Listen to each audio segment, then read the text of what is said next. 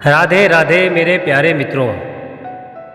दोस्तों, श्रीमद् भागवत गीता के 7वें अध्याय समाप्त होने के बाद हम आपके सामने लाए हैं श्रीमद् भागवत गीता का 8वां अध्याय अक्षर ब्रह्म योग। दोस्तों, इस अध्याय में श्री कृष्ण परम ब्रह्मा अक्षर तत्व का ज्ञान बताते हैं और बताते हैं कि मृत्यु के समय भगवान का स्मरण कितना आवश्यक है। दोस्तों, मृत्यु के समय प्राणी जिस भाव से शरीर त्यागता है वह उसी भाव को प्राप्त होता है। श्रीमद् भागवत गीता का 8वां अध्याय हमें सिखाता है कि मृत्यु ही नहीं, मृत्यु के समय का भाव सबसे महत्वपूर्ण होता है। जीवन भर जिस ईश्वर का स्मरण किया जाए, अंत में वही स्मरण मोक्ष का द्वार खोलता है।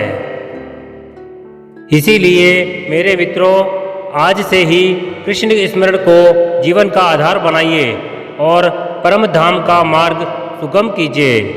जय श्री कृष्ण। अर्जुन उवाच किम तद्ब्रह्म किम अध्यात्मम किम कर्म पुरुषोत्तम अधिभूतम च किम प्रोक्तम अधिदैवम किमुच्यते। भावार्थ, अर्जुन ने कहा, हे भगवान, हे पुरुषोत्तम, ब्रह्म क्या है, आत्मा क्या है, सकाम कर्म क्या है, यह भौतिक जगत क्या है तथा देवता क्या हैं? कृपा करके यह सब मुझे बताइए। तात्पर्य, इस अध्याय में भगवान कृष्ण अर्जुन के द्वारा पूछे गए ब्रह्म क्या है आदि प्रश्नों का उत्तर देते हैं। भगवान कर्म, भक्ति तथा योग और शुद्ध भक्ति की भी व्याख्या करते हैं। श्रीमद् भागवत में कहा गया है कि परम सत्य ब्रह्म परमात्मा तथा भगवान के नाम से जाना जाता है। साथ ही जीवात्मा या जीव को ब्रह्म भी कहते हैं। अर्जुन आत्मा के विषय में पूछता है, जिससे शरीर, आत्मा तथा मन का बोध होता है। वैदिक कोश निरुक्त के अनुसार आत्मा का अर्थ मन, आत्मा, शरीर तथा इंद्रियां भी होता है। अर्जुन ने परमेश्वर को पुरुषोत्तम या परम पुरुष कहकर संबोधित किया है, जिसका अर्थ ये होता है कि वो ये सारे प्रश्न अपने एक मित्र से नहीं अपितु परम पुरुष से, उन्हें परम प्रमाण मानकर पूछ रहा था, जो निश्चित उत्तर दे सकते थे। अधियज्ञः कथम कोत्र देहे अस्मिन् मधुसूदन प्रयाण काले च कथम ज्ञेयो असि नियतात्मभिः। भावार्थ, हे मधुसूदन, यज्ञ का स्वामी कौन है और वह शरीर में कैसे रहता है, और मृत्यु के समय भक्ति में लगे रहने वाले आपको कैसे जान पाते हैं। तात्पर्य, अधियज्ञ का तात्पर्य इंद्र या विष्णु हो सकता है। विष्णु समस्त देवताओं में, जिनमें ब्रह्मा तथा शिव सम्मिलित है, प्रधान देवता है और इंद्र प्रशासक देवताओं में प्रधान है। इंद्र तथा विष्णु दोनों की पूजा यज्ञ द्वारा की जाती है। किंतु अर्जुन प्रश्न करता है कि वस्तुतः यज्ञ का स्वामी कौन है और भगवान किस तरह जीव के शरीर के भीतर निवास करते हैं। अर्जुन ने भगवान को मधुसूदन कहकर संबोधित किया, क्योंकि कृष्ण ने एक बार मधु नामक असुर का वध किया था। वस्तुतः ये सारे प्रश्न जो शंका के रूप में हैं, अर्जुन के मन में नहीं उठने चाहिए थे, क्योंकि अर्जुन एक कृष्ण भावना भावित भक्त था। अतः ये सारी शंकाएं असुरों के सदृश है। चूंकि कृष्ण असुरों के मारने में सिद्धहस्त थे, अतः अर्जुन उन्हें मधुसूदन कहकर संबोधित करता है, जिससे कृष्ण उसके मन में उठने वाली समस्त आसुरी शंकाओं को नष्ट कर दें। इस श्लोक का प्रयाण काले शब्द भी अत्यंत महत्वपूर्ण है, क्योंकि अपने जीवन में हम जो भी करते हैं उसकी परीक्षा मृत्यु के समय होनी है। अर्जुन उन लोगों के विषय में जो निरंतर कृष्ण भावनामृत में लगे रहते हैं, ये जानने के लिए अत्यंत उत्सुक हैं कि अंत समय उनकी क्या दशा होगी। मृत्यु के समय शारीरिक स्थिति बिगड़ जाने से हो सकता है कि मनुष्य परमेश्वर का स्मरण न कर सके। परम भक्त महाराज कुलशेखर प्रार्थना करते हैं, हे भगवान, इस समय मैं पूर्ण स्वस्थ हूँ, अच्छा हो कि मेरी मृत्यु इसी समय हो जाए जिससे मेरा मन रूपी हंस आपके चरण कमलों रूपी नाल के भीतर प्रविष्ट हो सके। ये रूपक इसलिए प्रयुक्त किया गया है क्योंकि हंस जो एक जल पक्षी है वो कमल के पुष्पों को कुतरने में आनंद का अनुभव करता है। इस तरह वो कमल पुष्प के भीतर प्रवेश करना चाहता है। महाराज कुलशेखर भगवान से कहते हैं, इस समय मेरा मन स्वस्थ है और मैं भी पूरी तरह स्वस्थ हूँ। यदि मैं आपके चरण कमलों का चिंतन करते हुए तुरंत मर जाऊं तो मुझे विश्वास है कि आपके प्रति मेरी भक्ति पूर्ण हो जाएगी। किंतु यदि मुझे अपनी सहज मृत्यु की प्रतीक्षा करनी पड़े तो मैं नहीं जानता कि क्या होगा, क्योंकि उस समय मेरा शरीर कार्य करना बंद कर देगा, मेरा गला रुंध जाएगा और मुझे पता नहीं कि मैं आपके नाम का जप कर पाऊंगा या नहीं। अच्छा यही होगा कि मुझे तुरंत मर जाने दें। अर्जुन प्रश्न करता है कि ऐसे समय मनुष्य किस तरह कृष्ण के चरण कमलों में अपने मन को स्थिर कर सकता है। श्री भगवानुवाच अक्षरं ब्रह्म परमं स्वभावोऽध्यात्ममुच्यते भूतभावोद्भवो करो विसर्गः कर्म संगितः। भावार्थ, भगवान ने कहा, अविनाशी और दिव्य जीव ब्रह्म कहलाता है और उसका नित्य स्वभाव आध्यात्म या आत्म कहलाता है।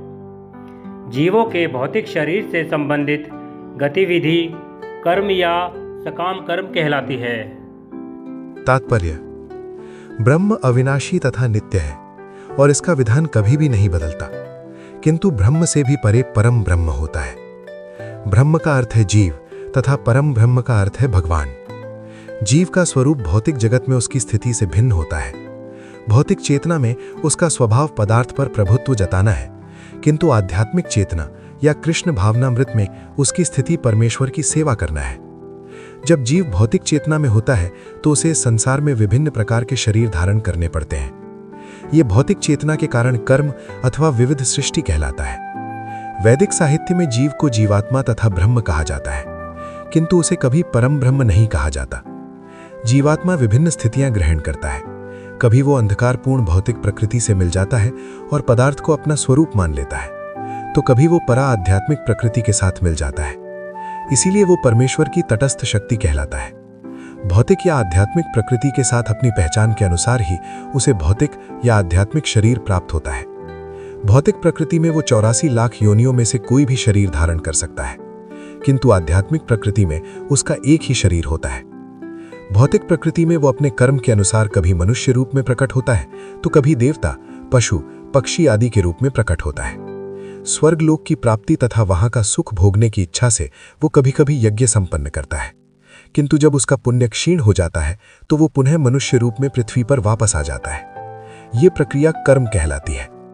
छांदोग्य उपनिषद में वैदिक यज्ञ अनुष्ठानों का वर्णन मिलता है। यज्ञ की वेदी में 5 अग्नियों को 5 प्रकार की आहुतियां दी जाती हैं। ये 5 अग्नियां स्वर्गलोक, बादल, पृथ्वी, मनुष्य तथा स्त्री रूप मानी जाती हैं। और श्रद्धा, सोम, वर्षा, अन्न तथा वीर्य ये 5 प्रकार की आहुतियां हैं। यज्ञ प्रक्रिया में जीव अभीष्ट स्वर्ग लोकों की प्राप्ति के लिए विशेष यज्ञ करता है और उन्हें प्राप्त करता है। जब यज्ञ का पुण्य क्षीण हो जाता है तो जीव पृथ्वी पर वर्षा के रूप में उतरता है और अन्न का रूप ग्रहण करता है। इस अन्न को मनुष्य खाता है, जिससे ये वीर्य में परिणत होता है, जो स्त्री के गर्भ में जाकर फिर से मनुष्य का रूप धारण करता है। ये मनुष्य पुनः यज्ञ करता है और पुनः वही चक्र चलता है। इस प्रकार जीव शाश्वत रीति से आता और जाता रहता है, किंतु कृष्ण भावना भावित पुरुष ऐसे यज्ञों से दूर रहता है। वो सीधे कृष्ण भावनामृत ग्रहण करता है और इस प्रकार ईश्वर के पास वापस जाने की तैयारी करता है। भगवद गीता के निर्विशेषवादी भाष्यकार बिना कारण के कल्पना करते हैं कि इस जगत में ब्रह्म जीव का रूप धारण करता है और इसके समर्थन में वे गीता के 15वें श्लोक के 7वें श्लोक को उद्धृत करते हैं, किंतु इस श्लोक में भगवान जीव को मेरा शाश्वत अंश भी कहते हैं। भगवान का ये अंश जीव भले ही भौतिक जगत में आ गिरता है, किंतु परमेश्वर अच्युत कभी नीचे नहीं गिरता। अतः ये विचार कि ब्रह्म जीव का रूप धारण करता है ग्राह्य नहीं है। ये स्मरण रखना होगा कि वैदिक साहित्य में ब्रह्म जीवात्मा को परम ब्रह्म यानी परमेश्वर से पृथक माना जाता है। अधिभूतं क्षरो भावः पुरुषश्चाधिदैवतम् अधियज्ञोऽहमेवात्र देहे देहे भृतां वर। भावार्थ, हे देहधारियों में श्रेष्ठ, निरंतर परिवर्तनशील यह भौतिक प्रकृति अधिभूत भौतिक अभिव्यक्ति कहलाती है। भगवान का विराट रूप, जिसमें सूर्य तथा चंद्र जैसे समस्त देवता सम्मिलित हैं, अधिदेव कहलाता है तथा प्रत्येक देहधारी के हृदय में परमात्मा स्वरूप स्थित मैं परमेश्वर अधियज्ञ यज्ञ का स्वामी कहलाता हूँ। ये भौतिक प्रकृति निरंतर परिवर्तित होती रहती है। सामान्यतः भौतिक शरीरों को 6 अवस्थाओं से निकलना होता है। वे उत्पन्न होते हैं, बढ़ते हैं, कुछ काल तक रहते हैं, कुछ गौण पदार्थ उत्पन्न करते हैं, क्षीण होते हैं और अंत में विलुप्त हो जाते हैं। ये भौतिक प्रकृति अधिभूत कहलाती है। ये किसी निश्चित समय में उत्पन्न की जाती है और किसी निश्चित समय में विनष्ट कर दी जाती है। परमेश्वर के विराट स्वरूप की धारणा, जिसमें सारे देवता तथा उनके लोक सम्मिलित हैं, अधिदैवत कहलाती है। प्रत्येक शरीर में आत्मा सहित परमात्मा का वास होता है, जो भगवान कृष्ण का अंश स्वरूप है। ये परमात्मा अधियज्ञ कहलाता है और हृदय में स्थित है। इस श्लोक के प्रसंग में एव शब्द अत्यंत महत्वपूर्ण है, क्योंकि इसके द्वारा भगवान बल देकर कहते हैं कि ये परमात्मा उनसे भिन्न नहीं है। ये परमात्मा प्रत्येक आत्मा के पास आसीन है और आत्मा के कार्यकलापों का साक्षी है तथा आत्मा की विभिन्न चेतनाओं का उद्गम है। ये परमात्मा प्रत्येक आत्मा को मुक्त भाव से कार्य करने की छूट देता है और उसके कार्यों की निगरानी रखता है। परमेश्वर के इन विविध स्वरूपों के सारे कार्य उस कृष्ण भावना भावित भक्त को स्वतः स्पष्ट हो जाते हैं, जो भगवान की दिव्य सेवा में लगा रहता है। अधिदैवत नामक भगवान के विराट स्वरूप का चिंतन उन नवदीक्षितों के लिए है जो भगवान के परमात्मा स्वरूप तक नहीं पहुंच पाते। अतः उन्हें परामर्श दिया जाता है कि वे उस विराट पुरुष का चिंतन करें, जिसके पांव अधोलोक हैं, जिसके नेत्र सूर्य तथा चंद्र हैं और जिसका सिर उच्च लोक है। अंतकाले च मामेव स्मरन् मुक्त्वा कलेवरम यह प्रयाति समद्भावम याति नास्त्यत्र संशयः। भावार्थ, और जीवन के अंत में जो केवल मेरा स्मरण करते हुए शरीर का त्याग करता है, वह तुरंत मेरे स्वभाव को प्राप्त करता है। इसमें रंच मात्र भी संदेह नहीं है।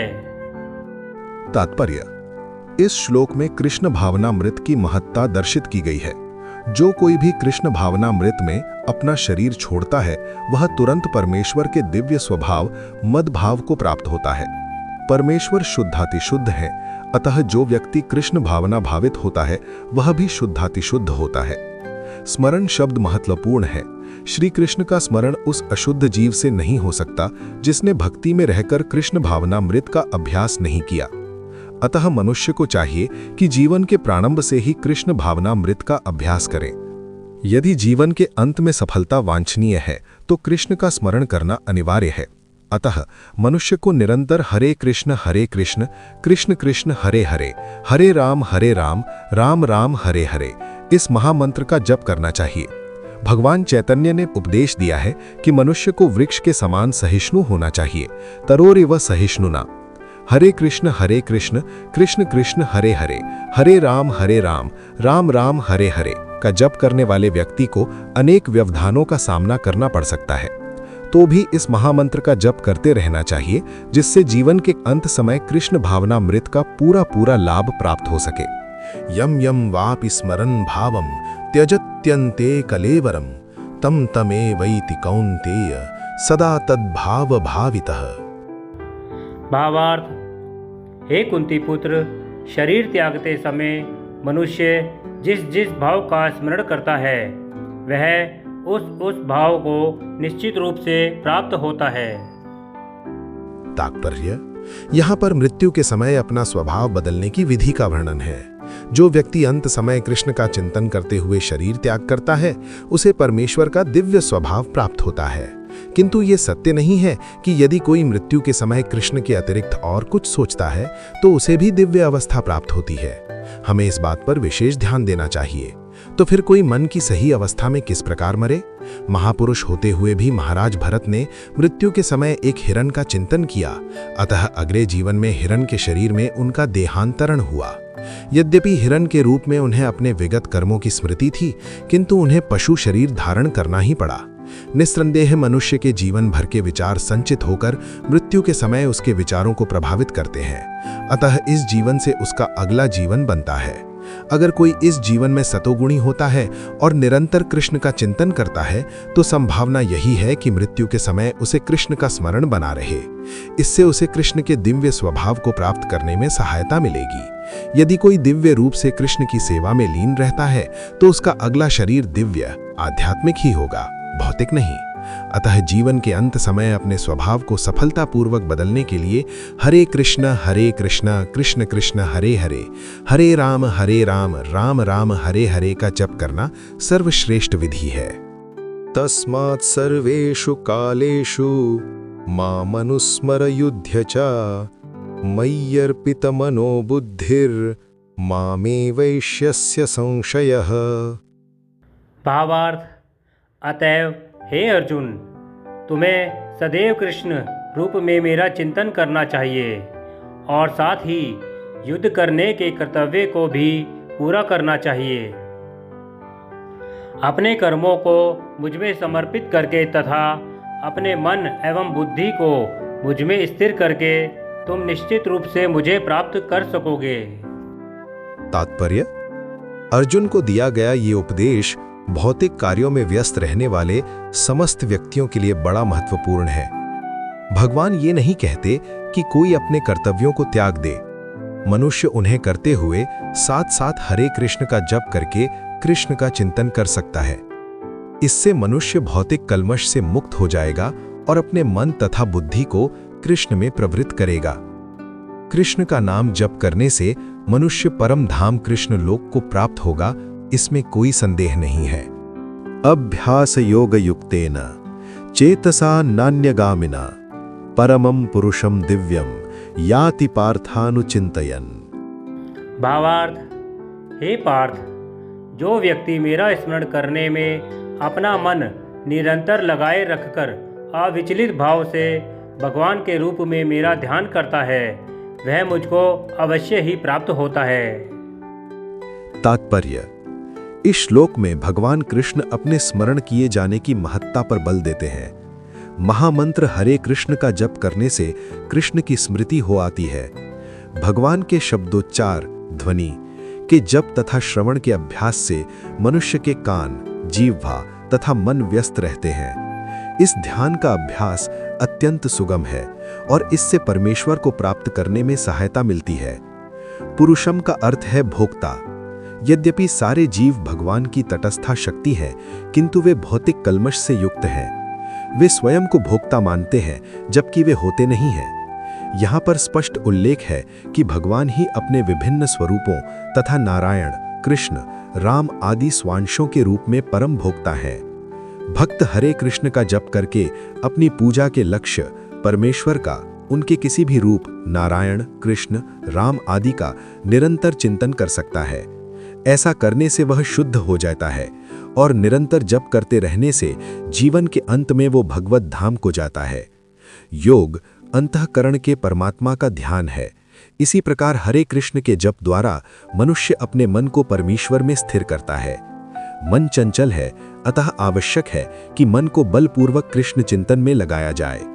प्रायः उस एक प्रकार के कीट का दृष्टांत दिया जाता है जो तितली बनना चाहता है और वो इसी जीवन में तितली बन जाता है। इसी प्रकार यदि हम निरंतर कृष्ण का चिंतन करते रहें तो यह निश्चित है कि हम जीवन के अंत में कृष्ण जैसा शरीर प्राप्त कर सकेंगे। कविम पुराणम अनुशासितारम मनोरणीयान समनुस्मरेद्यः सर्वस्य धातारमचिन्त्य रूपम आदित्यवर्णम तमसः परस्तात्। भावार्थ: मनुष्य को चाहिए कि परम पुरुष का ध्यान सर्वज्ञ, पुरातन, नियंता, लघुतम से भी लघुतर, प्रत्येक का पालन करता, समस्त बौद्धिक बुद्धि से परे, अचिंत्य तथा नित्य पुरुष के रूप में करे।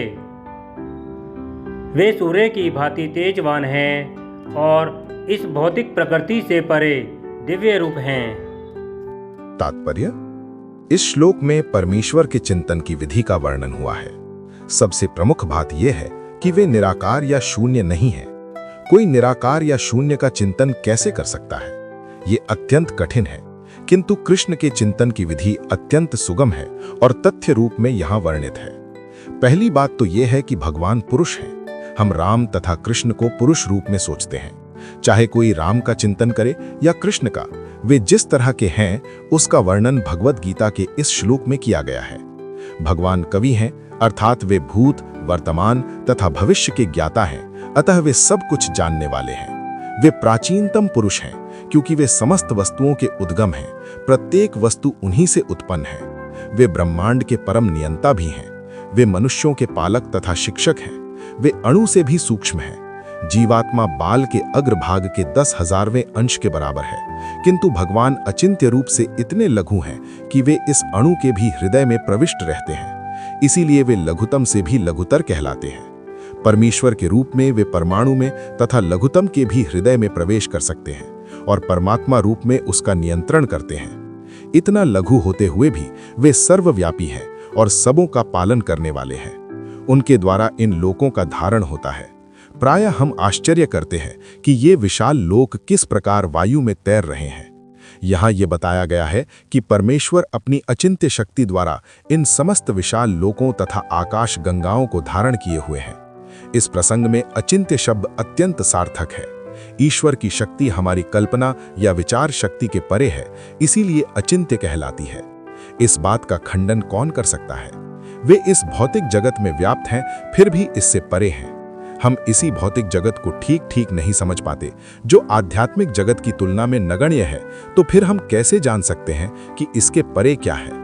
अचिंत्य का अर्थ है इस भौतिक जगत से परे, जिसे हमारा तर्क, नीति शास्त्र तथा दार्शनिक चिंतन छू नहीं सकता और जो अकल्पनीय है। अतः बुद्धिमान मनुष्यों को चाहिए कि व्यर्थ के तर्कों तथा चिंतन से दूर रहकर वेदों, भगवत गीता तथा भागवत जैसे शास्त्रों में जो कुछ कहा गया है उसे स्वीकार कर लें और उनके द्वारा सुनिश्चित किए गए नियमों का पालन करें। इससे ज्ञान प्राप्त हो सकेगा। प्रयाण काले मनसा चलेन भक्त्या युक्तो योग बलेन चैव भ्रुवोर मध्ये प्राणमावेश्य सम्यक सतम परम पुरुषमुपैति दिव्यम। मृत्यु के समय जो व्यक्ति अपने प्राण को बाहों के मध्य स्थिर कर लेता है और योग शक्ति के द्वारा अविचलित मन से पूर्ण भक्ति के साथ परमेश्वर के स्मरण में अपने को लगाता है, वह निश्चित रूप से भगवान को प्राप्त होता है। तात्पर्य: इस श्लोक में स्पष्ट किया गया है कि मृत्यु के समय मन को भगवान की भक्ति में स्थिर करना चाहिए। जो लोग योगाभ्यास करते हैं उनके लिए संस्तुति की गई है कि वे प्राण को भौओं के बीच आज्ञा चक्र में ले आएं। यहाँ पर षट चक्र योग का अभ्यास का प्रस्ताव है, जिसमें 6 चक्रों पर ध्यान लगाया जाता है। परंतु निरंतर कृष्ण भावनामृत में लीन रहने के कारण शुद्ध भक्त भगवत कृपा से मृत्यु समय योगाभ्यास के बिना भगवान का स्मरण कर सकता है। इसकी व्याख्या 14वें श्लोक में की गई है। इस श्लोक में योग बलेन शब्द का विशिष्ट प्रयोग महत्वपूर्ण है, क्योंकि योग के अभाव में चाहे वो षट चक्र योग हो या भक्ति योग, मनुष्य कभी भी मृत्यु के समय इस दिव्य अवस्था या भाव को प्राप्त नहीं करता। कोई भी मृत्यु के समय परमेश्वर का सहसा स्मरण नहीं कर पाता। उसे किसी न किसी योग का, विशेषतया भक्ति योग का अभ्यास होना चाहिए। चूंकि मृत्यु के समय मनुष्य का मन अत्यधिक विचलित रहता है, अतः अपने जीवन में मनुष्य को योग के माध्यम से आध्यात्म का अभ्यास करना चाहिए। यदक्षरम वेद विदो वदन्ति विशन्ति यद्यत्यो वीतरागाः यदिच्छन्तो ब्रह्मचर्यं चरन्ति तत्ते पदम संग्रहेण प्रवक्ष्ये। भावार्थ: जो वेदों के ज्ञाता हैं, जो ओमकार का उच्चारण करते हैं और जो संन्यास आश्रम के बड़े बड़े मुनि हैं, वे ब्रह्म में प्रवेश करते हैं। ऐसी सिद्धि की इच्छा करने वाले ब्रह्मचार्य व्रत का अभ्यास करते हैं। अब मैं तुम्हें वह विधि बताऊंगा जिससे कोई भी व्यक्ति मुनि तथा लाभ कर सकता है। तात्पर्य: श्री कृष्ण अर्जुन के लिए षट चक्र योग की विधि का अनुमोदन कर चुके हैं, जिसमें प्राण को भौहों के मध्य स्थिर करना होता है। ये मानकर कि हो सकता है अर्जुन को षट चक्र योग अभ्यास न आता हो, कृष्ण अगले श्लोकों में इसकी विधि बताते हैं। भगवान कहते हैं कि ब्रह्म यद्यपि अद्वितीय है, किंतु उसके अनेक स्वरूप होते हैं। विशेषतला निर्विशेषवादियों के लिए अक्षर या ओंकार ब्रह्म है। कृष्ण यहाँ पर निर्विशेष ब्रह्म के विषय में बता रहे हैं, जिसमें सन्यासी प्रवेश करते हैं। ज्ञान की वैदिक पद्धति में छात्रों को प्रारंभ से गुरु के पास रहने से ब्रह्मचर्य व्रत का पालन करते हुए ओंकार का उच्चारण तथा परम निर्विशेष ब्रह्म की शिक्षा दी जाती है। इस प्रकार वे ब्रह्म के दो स्वरूपों से परिचित होते हैं। ये प्रथा छात्रों के आध्यात्मिक जीवन के विकास के लिए अत्यंत आवश्यक है, किंतु इस समय ऐसा ब्रह्मचर्य जीवन अर्थात अविवाहित जीवन बिताना बिल्कुल संभव नहीं है। विश्व का सामाजिक ढांचा इतना बदल चुका है कि छात्र जीवन के प्रारंभ से ब्रह्मचर्य जीवन बिताना संभव नहीं है। यद्यपि विश्व में ज्ञान की विभिन्न शाखाओं के लिए अनेक संस्थाएं हैं, किंतु ऐसी मान्यता प्राप्त एक भी संस्था नहीं है जहां ब्रह्मचर्य के सिद्धांतों में शिक्षा प्रदान की जा सके। ब्रह्मचर्य के बिना आध्यात्मिक जीवन में उन्नति कर पाना अत्यंत कठिन है। अतः इस कलयुग में शास्त्रों के आदेशानुसार भगवान चैतन्य ने घोषणा की है कि भगवान कृष्ण के पवित्र नाम हरे कृष्ण कृष्ण कृष्ण हरे हरे, हरे राम राम राम हरे हरे के जप के अतिरिक्त परमेश्वर का साक्षात्कार का कोई अन्य उपाय नहीं है। सर्वद्वाराणि संयम्य मनोहृदि निरुध्य च मूर्ध्याधायात् मनः प्राणाम आस्थितो योग धारणाम। भावार्थ, समस्त इंद्रिय क्रियाओं से विरक्ति को योग की स्थिति योग धारणा कहा जाता है। इंद्रियों के समस्त द्वारों को बंद करके तथा मन को हृदय में और प्राणवायु को सिर पर केंद्रित करके मनुष्य अपने को योग में स्थापित करता है। तात्पर्य: इस श्लोक में बताई गई विधि से योगाभ्यास के लिए सबसे पहले इंद्रिय भोग के सारे द्वार बंद करने होते हैं। यह प्रत्याहार अथवा इंद्रिय विषयों से इंद्रियों को हटाना कहलाता है। इसमें ज्ञानेंद्रियों नेत्र, कान, नाक, जीभ तथा स्पर्श को पूर्णतया वश में करके उन्हें इंद्रिय तृप्ति में लिप्त होने नहीं दिया जाता। इस प्रकार मन हृदय में स्थित परमात्मा पर केंद्रित होता है और प्राणवायु को सिर के ऊपर तक चढ़ाया जाता है। इसका विस्तृत वर्णन 6ठे अध्याय में हो चुका है, किंतु जैसा कि पहले कहा जा चुका है, अब यह विधि व्यावहारिक नहीं है। सबसे उत्तम विधि तो कृष्ण भावनामृत है। यदि कोई भक्ति में अपने मन को कृष्ण में स्थिर करने में समर्थ होता है, तो उसके लिए अविचलित दिव्य समाधि में बने रहना सुगम हो जाता है।